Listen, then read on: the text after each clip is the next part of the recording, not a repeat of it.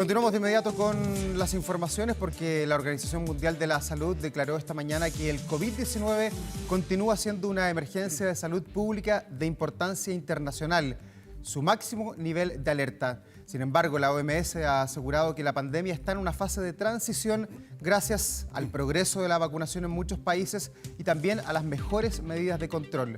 Queremos profundizar en este tema junto al doctor Miguel O'Ryan, pediatra infectólogo y además decano de la Facultad de Medicina de la Universidad de Chile. ¿Cómo está, doctor? Gusto saludarlo. Muy bien, un gusto estar acá, dado muy buen día. Bueno, como especialista hemos conversado mucho a lo largo de estos 3 años de pandemia. ¿Cómo ve, cómo observa esta decisión que tomó la OMS de mantener esta alerta grande, hablar de una pandemia todavía 3 años? Bueno, es una decisión muy ponderada de la Organización Mundial de la Salud que tiene que ver el panorama general a nivel global.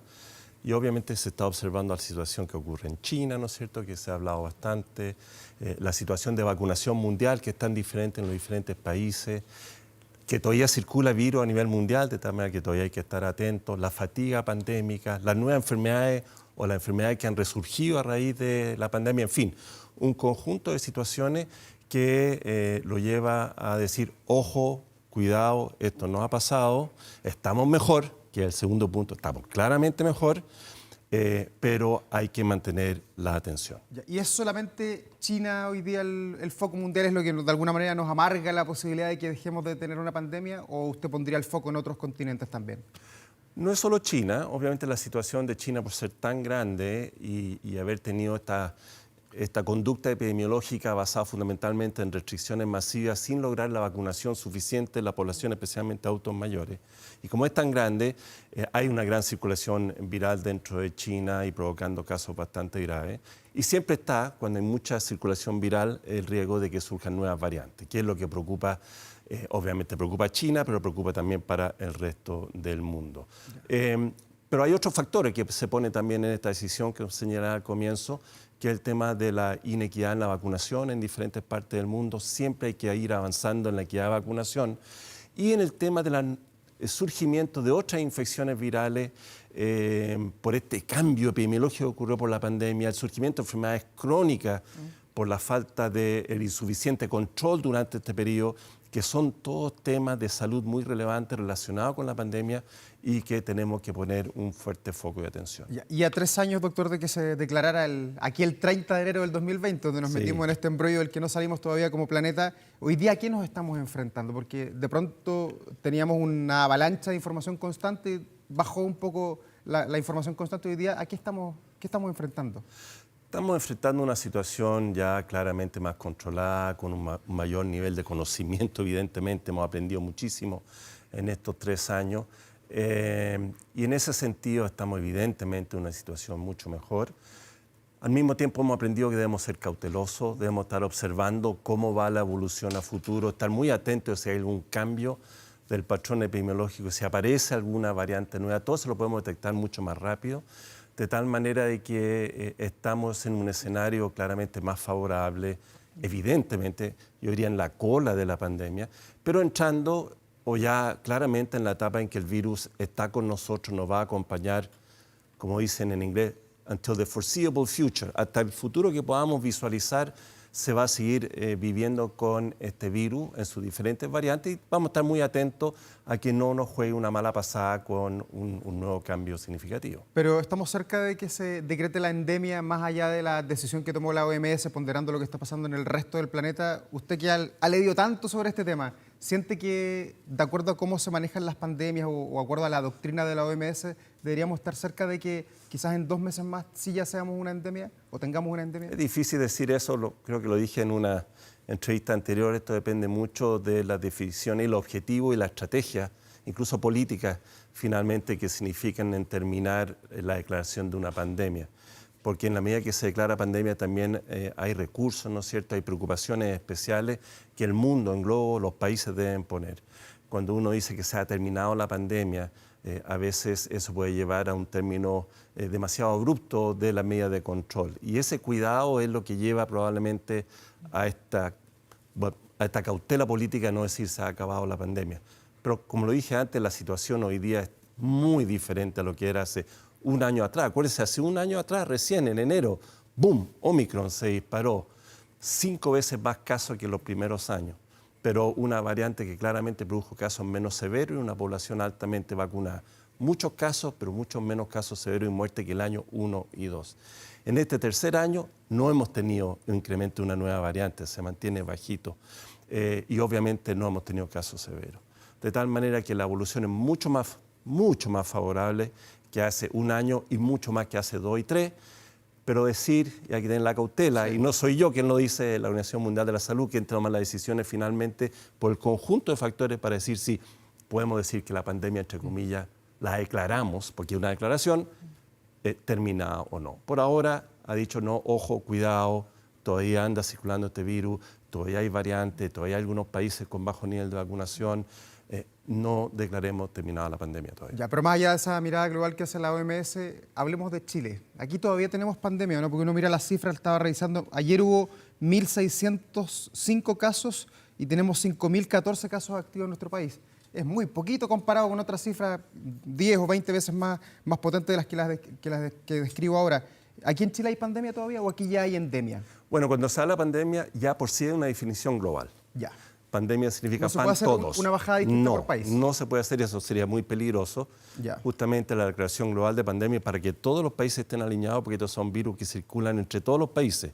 Y si los países empiezan a bajarse, ahí está el riesgo. Así que ese es como principio general. Lo que sí podemos decir que en Chile, uno hay que tener cautela, porque ya no contamos tantos casos como contábamos antes. La gente se está infectando, pero sabemos que se infecta de manera diferente que hace años atrás. La infección en personas vacunadas es leve a lo más moderada. Casos severos en personas con dosis de refuerzo es muy, muy raro. Siempre puede ocurrir, especialmente si es inmunocomprometido, personas con muchos factores de riesgo, pero es muy bajo riesgo. Se empieza a asemejar ya a otras infecciones virales como la influenza, que no es menor, pero que sabemos mantenerla controlada año a año. Esa es la situación de Chile ahora. Es una circulación claramente manejable, una situación que no produce estrés en nuestro sistema hospitalario, que era el gran tema en los primeros años. De tal manera que la situación en Chile, con un país con una alta tasa de vacunación y con dosis de refuerzo, podríamos decir que una situación que tiene al virus bastante bien controlado. Pero, doctor, ¿no podríamos esperar quizás que esta situación acá en Chile, que usted dice está bastante controlado, se escape de las manos, pensando en que ha habido miradas distintas desde la política, desde el Ministerio de Salud? Hace un año había otro ministro, el ministro Enrique París, que tenía mucho poder. De hecho, sesionaba el comité del COVID permanentemente al interior del Palacio de la Moneda. Esto ya no es prioridad, al parecer, de acuerdo a cómo hemos visto el desarrollo de este gobierno. ¿Ese cambio de estrategia, de mirada, puede perjudicar a que el virus se escape de las manos en algún minuto o no? Sin querer meterme mucho en política, Sí, como he dicho, que no es lo que me corresponde. Son políticas públicas que se aplican de manera distinta, sí. se priorizan de manera distinta. Sí, lo que he dicho es que, bueno, las situaciones van cambiando, ¿no? Y obviamente la situación de hoy día, la pandemia, es marcadamente diferente. Todos lo vivimos, que era el primer año, el segundo año, el tercer año. Sí. No se puede mantener siempre el nivel de alerta de la población igual durante 3 años, se produce un agotamiento evidente y sería inadecuado además. Lo lógico es ir ponderando las medidas, los anuncios relacionados con la pandemia a razón de cómo está la pandemia actualmente. Y con el nivel de riesgo que existe ahora, que existe, ojo, hay riesgo, pero es marcadamente menor que hace 1 o 2 años, lo que hay que hacer es informar muy bien a la población, explicarle muy bien a la población cuál es su riesgo, quiénes son las personas que están en riesgo, qué pasa si usted no recibe su dosis de refuerzo y convencerla de la necesidad de que reciba su dosis de refuerzo. Eso es lo que hay que hacer y seguir haciendo en este momento. No es fácil, pero yo en eso creo que cada cosa a su tiempo y no es lo mismo ahora que hace 1 año o 2 años atrás. Doctor, y pensando en las personas que masivamente se vacunaron en estas primeras etapas, 4 dosis más o menos lo que tiene el grueso de la población, hasta altura, terminando enero del 2023, ¿está todavía bien cubierto una persona que tiene 4 dosis? ¿O usted le recomendaría que esté atento y ojalá se pueda colocar la vacuna bivalente, que es la que están colocando hoy día algunos grupos? La gran mayoría de personas que tienen 4 dosis va a estar bastante bien cubierta. ¿Hasta cuándo? Eso es lo que uno dice. Bueno, eso es lo que no sabemos. Porque antes decían que esto duraba 6 meses nomás. Bueno, que ahí nosotros tratamos de proyectar basado en la información que tenemos de anticuerpos, ¿no es cierto?, cómo van cayendo los anticuerpos, a propósito de un estudio que nos publicaron recién el viernes que muestra la caída de anticuerpos en el tiempo, pero esa caída cuando la dosis de refuerzo es heteróloga, o sea, los que recibieron Sinovac en sus primeras 2 dosis recibieron después Pfizer, que es la gran mayoría de la población chilena, o AstraZeneca, se mantiene altos los anticuerpos, que sugiere que hay una bastante buena protección. No es la única medición de protección, pero hay una buena protección, al menos durante 6 a 8 meses. Hasta 30 semanas fue ese seguimiento.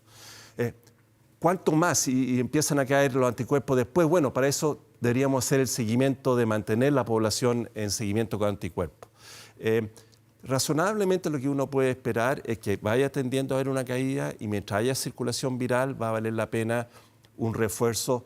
Yo no iría cada 6 meses, probablemente una vez al año. Y lo que tiene que tener, y eso habrá que ver, a lo mejor después vamos a ver que ni siquiera eso es necesario, pero especialmente en los adultos mayores, en las personas que tienen enfermedades crónicas, que esta infección puede producirle un cuadro bastante más severo. Ya. Doctor, y en cuanto al número de personas que se han vacunado con la bivalente, veíamos el fin de semana la ministra Aguilera entregaba la cifra, 1.750.000 chilenos están a esta hora vacunados con la bivalente. ¿Le parece a usted un buen número o es un número más bien preocupante? Yo creo que es un número entendible. Creo que era alrededor del 18 o 20% de la población que debería estar vacunada, según lo que el ministerio está proponiendo. Yo creo que el mensaje que yo puedo dar es decirle a la población que si no tienen su primera dosis de refuerzo, están en grave falta, altísimo riesgo. Por favor, vayan a vacunarse. Si no tienen su segunda dosis de refuerzo, especialmente si las 2 primeras fueron Sinovac, que sabemos que fue muy importante, pero que produce una cierta menor respuesta que las vacunas Pfizer o AstraZeneca, la segunda dosis de refuerzo es muy importante también, especialmente en la persona de riesgo. Y la tercera dosis de refuerzo pasa a ser fundamental en las personas adultos mayores, factores de riesgo, especialmente aquellos más debilitados. Ahora, si lo que tenemos ahora es suficiente o no, nunca va a ser suficiente. Siempre hay que trabajar para aumentar la tasa de vacunación. Las vacunas son seguras. Miles de millones de dosis de vacunas ya colocadas muestran un alto nivel de seguridad. Es un mensaje muy, muy importante para quienes pueden tener dudas. Pueden producir molestias, algunas personas se han vacunado y se han sentido re mal, 2 o 3 días. Que han votado algunos, que han votado. Casos, Pero eso indica que la vacuna está produciendo una respuesta inmunológica protectora contra la infección real. Eso es lo que indica esa reacción a la vacuna. No indica que la vacuna esté enfermando, significa que está despertando la respuesta inmune para proteger contra una infección grave. Así que se puede mejorar, siempre hay que seguir informando a la población sobre el nivel de riesgo que tienen, y especialmente al pasar el tiempo. Y si empezamos a ver que pueden haber incrementos de casos al volver a la región metropolitana, como ha sido típico en marzo, abril, ahí hacer una nueva campaña para reforzar la vacunación. Doctor, y hoy día ya estamos medio perdidos con todo esto de la vacunación y de la pandemia. Hoy día, ¿cuál es la variante que está predominando en nuestro país?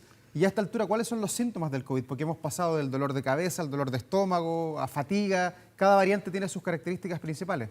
La variante sigue siendo Omicron, llevamos más de un año, ya Omicron se robó la película. Lo que pasa es que hay lo que se llaman subvariantes, la B14, en fin.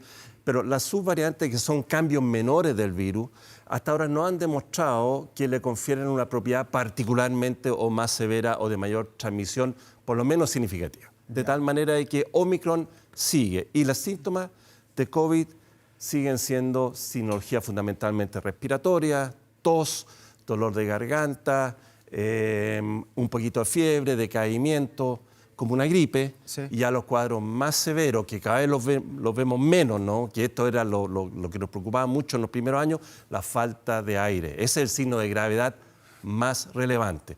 Y después se han asociado un conjunto de otros síntomas, algunos neurológicos, después está el síndrome post-COVID, en fin.